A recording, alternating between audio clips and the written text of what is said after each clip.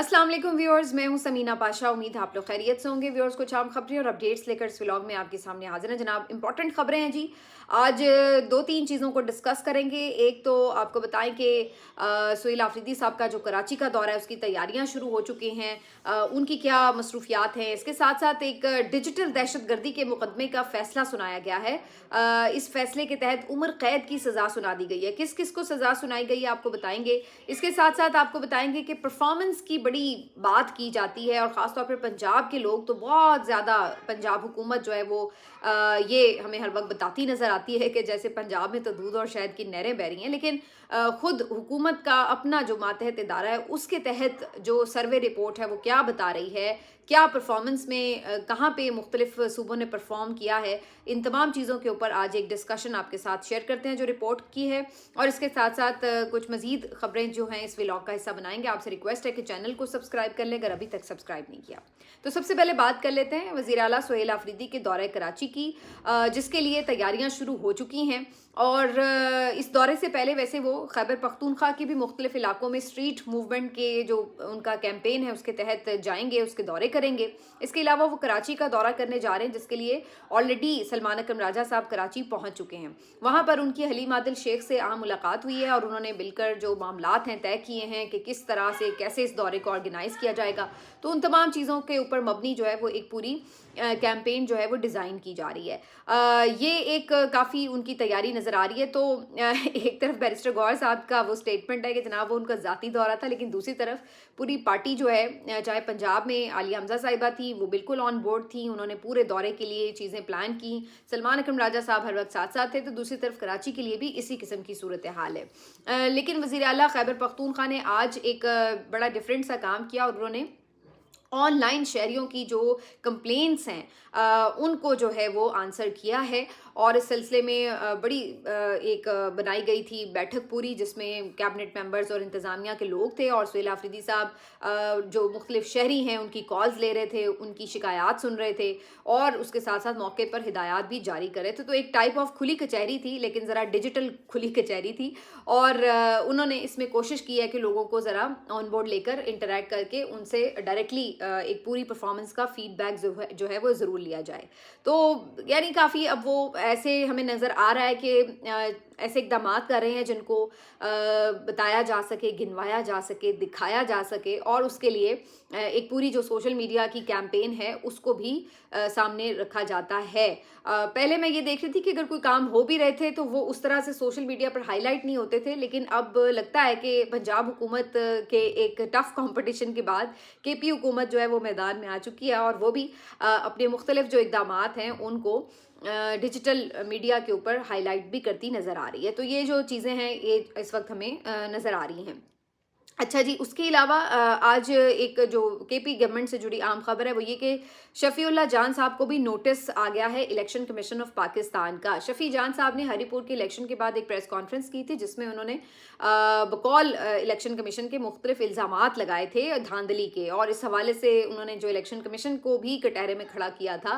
तो इस मामले के ऊपर इलेक्शन कमीशन ऑफ पाकिस्तान ने शफी जान, जो कि मुआविन खसूसी बराए इत्तलात हैं सुहेल आफरीदी साहब के, उनको नोटिस जारी कर दिया। मुझे तो वैसे ऑनेस्टली ऐसा लग रहा था कि शफी जान को उस प्रेस कॉन्फ्रेंस की वजह से नहीं, ऐसे इल्ज़ामात तो हर कोई दूसरा बंदा लगा ही रहा होता है। बेसिकली जो उनकी अभी ये पिछले 2-3 दिनों में मुख्तलिफ स्टेटमेंट्स की वजह से एक हाइप क्रिएट हुई है, तो उनके ऊपर भी थोड़ा दबाव डालने के लिए इस तरीके से उन्हें नोटिस वगैरह किए गए हैं। तो ये कोई पहली मौका या पहली बार ऐसा नहीं है। कि हम देख रहे हैं कि जो मुख्तलिफ आपके इदारे हैं वो इसी तरह एज टूल्स जो है वो यूज़ हो रहे हैं कि लोगों को मुकदमात में उलझाओ, उनको नोटिस करो और फिर उनको ये फिक्र लाहक रहे कि जनाब कोई इनको ना अहल ना कर दे या कोई उनको सज़ा ना सुना दी जाए। तो ये एक उसी तरह के टैक्टिक्स जो है वो दिखाई देते हैं। इसी तरह की सज़ाओं का एक सिलसिला जो है वो हमें इससे पहले भी नज़र आ रहा है, जिसमें बहुत सी में भी ठीक भी हों, लेकिन जब पूरा प्रोसेस ही आपका बहुत क्वेश्चनेबल हो जाता है, कॉन्ट्रोवर्शियल हो जाता है, तो फिर इन सज़ाओं के ऊपर भी सवाल तो उठते हैं। और अब एक नई जो हमने टर्म सुनी थी डिजिटल दहशत गर्दी, अब पता चला जी उसके तहत भी आपको सजाएं हो सकती हैं। और सिलसिले में इंसदाद दहशत गर्दी अदालत ने जो ओवरसीज़ मुख्तलिफ पाकिस्तान के लोग हैं, शहरी हैं, उनको अब सज़ाएँ सुना दी हैं मुल्ज़िमान, बल्कि उन्होंने उन्हें कहा है। और उसमें जनाब ये आपके माने जाने आदिल राजा साहब हैं, हैदर मेहदी साहब हैं, वजाहत सईद खान साहब हैं, मुईद पीरज़ादा साहब हैं और साबिर शाकिर साहब भी शामिल हैं। तो इन तमाम लोगों को इन्होंने उम्र कैद 2-2 मरतबा सज़ा सुनाई है डिजिटल दहशतगर्दी के इल्ज़ाम में कि जनाब इन लोगों ने इदारों के ऊपर रियासत के ख़िलाफ़ बात की और पूरा प्रोपेगेंडा किया। तो इसके तहत इनको 2-2 बार उम्र कैद और साथ में 15-15 लाख रुपए जुर्माने की सज़ा भी सुनाई गई है।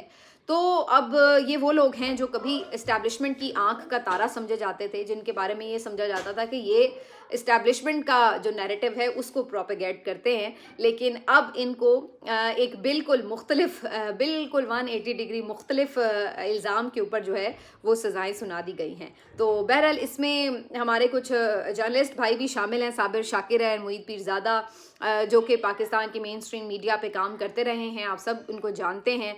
लेकिन मुख्तलिफ मुकदमात की वजह से पहले ही ये लोग मुल्क छोड़ गए थे और वहाँ पे भी खैर जाके अपना काम तो उन्होंने जारी रखा है, लेकिन रियासत जो है वो अब उन्हें दूसरे एंगल से देखती है और उसके बाद अब उनके ऊपर ये मुकदमात, जिसमें ज़ाहिर है कि वो ना तो पेश हुए हैं यहाँ पर, ना ही उनकी तरफ से कोई उस तरह से मेरा ख़्याल है कि बाकायदा कोई उस तरह से उनकी सामने कोई जिरा हुई है, ना गवाह हुए हैं, तो वो ज़ाहिर है यहाँ मौजूद ही नहीं थे, उनकी एब्सेंस में ही ये सज़ाएँ सुना दी गई हैं।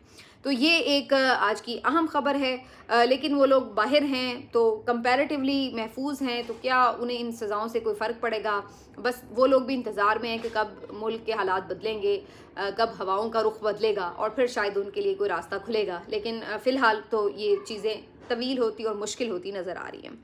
अच्छा जी, अब आ जाते हैं इस बात की तरफ कि जो एक परफॉर्मेंस की एवेलुएशन रिपोर्ट जो है वो सामने आई है, उसके ऊपर बात करनी बड़ी ज़रूरी है। अच्छा जी, ये रिपोर्ट शाया हुई है और ये एहसन इकबाल साहब के मातहत इदारे की तरफ से शाया हुई है, जिसके अंदर ये बताया जा रहा है कि जो मुख्तलिफ सूबों की परफॉर्मेंस है इन टर्म्स ऑफ जो स्कूल से बच्चे बाहर थे उनकी इनरोलमेंट कितनी % हुई और इसी तरह फूड सिक्योरिटी के हवाले से, तो उसमें इस सर्वे में जो इंकशाफात हुए हैं उसके मुताबिक जो ओवरऑल पाकिस्तान में बच्चे हैं, जो पहले हम 2.5 करोड़ का फिगर यूज़ करते थे कि 2.5 करोड़ बच्चा स्कूल से बाहर है, उनके मुताबिक अब वो बच्चा 2 करोड़ हो गया है। यानी काफ़ी तादाद में बच्चों की इनरोलमेंट हुई है और बच्चे जो हैं वापस स्कूलों की तरफ आए हैं। तो उनका ये अब कहना है कि जनाब 2 करोड़ बच्चा जो है वो आपका स्टिल स्कूल से बाहर है। अब इन जो ये बच्चे स्कूलों से बाहर हैं उनमें जो सबसे ज़्यादा मुतासिर आपको सूबे नज़र आते हैं, अदरवाइज़ वो ज़ाहिर है बलूचिस्तान का सबसे बड़ा सूबा जो कि बहुत ज़्यादा मुतासिर है इस बारे में, क्योंकि वहाँ पर ज़ाहिर आपको पता है कि जो डेवलपमेंट है वो कितनी हमेशा से तकरीबन रुकी हुई थी और उसके साथ साथ शायद अभी भी रुकी हुई ही है, और उसके साथ साथ वहाँ के हालात और जो वहाँ के अमन अमान की सूरत हाल है, ये तमाम चीज़ें ज़ाहिर मैटर करती हैं। इसी तरह सिंध के जो इलाके हैं, ख़ासतौर पर अंदरून सिंध के इलाके, फिर इसी तरह से जो आपकी खैबर पख्तूनख्वा के रिमोट एरियाज़ हैं, तो ये तमाम जो इलाके हैं सबसे ज़्यादा मुतासिर होते हैं। पंजाब के जो जनूबी अजला हैं वहाँ पर ख़ास तौर पर ये देखा जाता है कि बच्चों की बहुत बड़ी तादाद जो है वो स्कूल से बाहर है। तो इन तमाम चीज़ों के ऊपर जो एक हमें फिगर्स मिलते हैं नए, ये 2024 से 2025 जून 2024 से 2025 तक के फिगर्स हैं और इनके मुताबिक इस वक्त अगर हम पिछले एक साल की परफॉर्मेंस देखें तो सबसे ज़्यादा जो इसमें बेहतर परफॉर्म किया है वो सिंध और केपी ने किया है, जबकि आपकी जो पंजाब है उसने इसमें कोई परफॉर्मेंस नहीं दी है। इस सर्वे के मुताबिक 21% पे पहले भी बच्चे स्कूलों से बाहर थे और अभी भी जो स्कूल के बच्चे हैं उनमें 21% जो है वो स्कूलों से बाहर हैं। तो सबदी माँ की जो इतनी परफॉर्मेंस बताई जाती है उसमें देखा जाए तो इन्होंने इसमें कुछ परफॉर्म नहीं किया है, क्योंकि फ़िलहाल तो ये नज़र आ रहा है कि बच्चे जितने स्कूलों से बाहर थे वो उतने ही तादाद में अभी भी स्कूलों से बाहर है। जबकि अगर हम केपी की बात करें तो वहाँ पर जो रेशो है वो 31 से 28% पर आ गई है, 3% इन्होंने इम्प्रूव किया। सिंध की बात करें तो 42 से ये 39% पर आ गई है, इन्होंने भी इम्प्रूव किया है। बलूचिस्तान की बात करें तो 59% से 45% पर आ गई है, तो इन्होंने काफ़ी ज़्यादा इम्प्रूव किया है।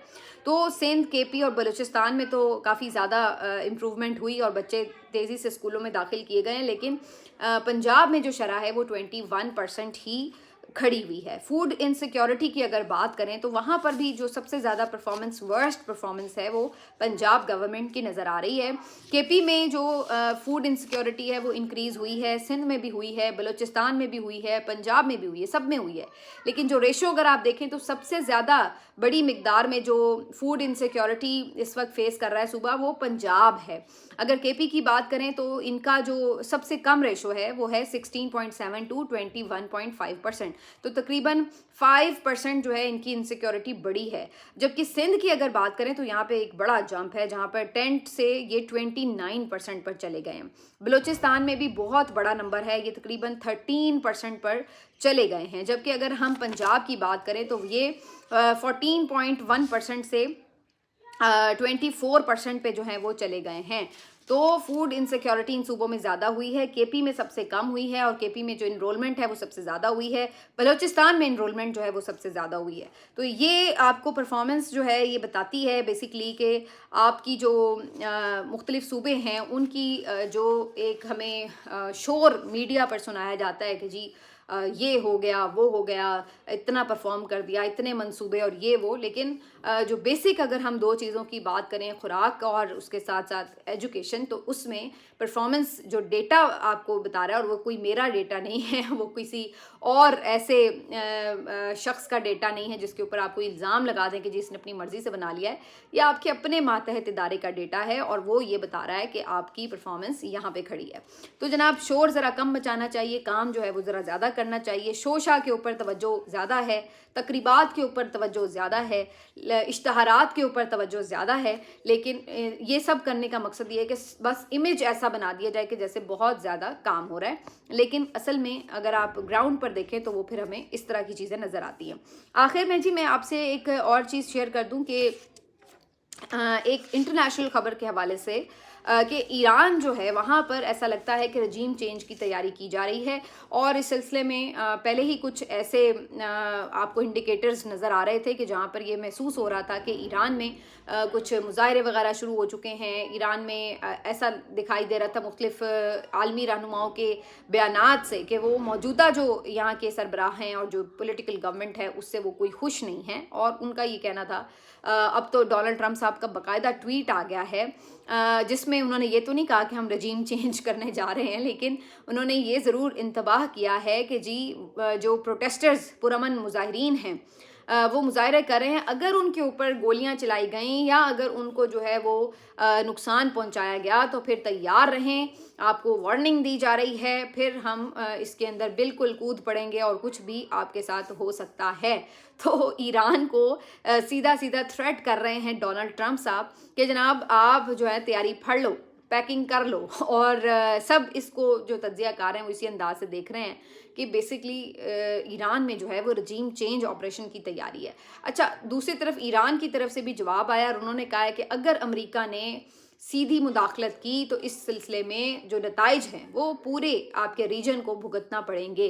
तो ये याद रखिए कि जो भी ईरान में मसाइल हों वो जिस भी तरह हम हल करें, जो भी है वो हमारा इंटरनल मामला है, किसी और मुल्क को या किसी और मुल्क के सरबराह को इसमें इंटरफेयर करने की कोई ज़रूरत नहीं है। तो ईरान ने भी तगड़ा जवाब दे दिया है, लेकिन आपको पता है अमेरिका है, जब ये रजीम चेंज का ठान लेता है तो फिर उसके बाद हमने बहुत से ममालिक में रजीम चेंज होते देखे हैं। अच्छा, यहाँ पर एक वैसे अमेरिका की आप वो भी देखिए, डबल स्टैंडर्ड भी देखिए, दोगलापन भी देखिए, मुनाफिकत भी देखिए कि अभी वहाँ पे तो इस्तेमाल हुआ नहीं गोलियों का, और पहले से वार्निंग्स दी जा रही हैं कि जनाब अगर आपने पुरअमन प्रोटेस्टर्स पर गोलियां चलाई तो फिर आप देखें आपकी ऐसी की तैसी। लेकिन दूसरी तरफ हमारे मुल्क में पुरअमन प्रोटेस्टर्स पर 26 नवंबर को गोलियां चलाई गईं, लेकिन अमेरिका की तरफ से खामोशी रही, बल्कि आपने इस गवर्नमेंट को मज़ीद सपोर्ट किया, इसको बैक किया, इसकी तारीफ़ें की। यहाँ पर आपको पुरअमन प्रोटेस्टर्स, उनके हकूक़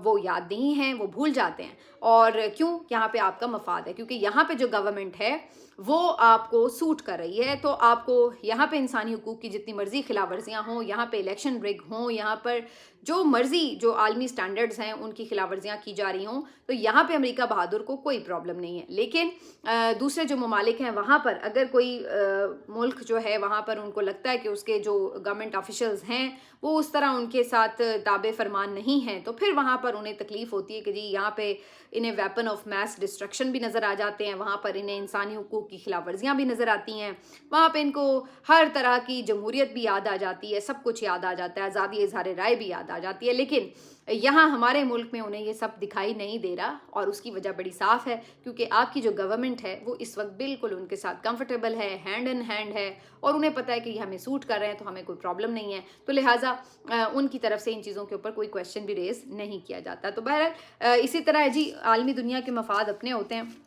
और उनके स्टैंडर्ड्स भी इस वजह से अपने ही हुआ करते हैं। मिलते हैं आपसे अगले वीलॉग में, अपना ख्याल रखिए, अल्लाह हाफ़िज़।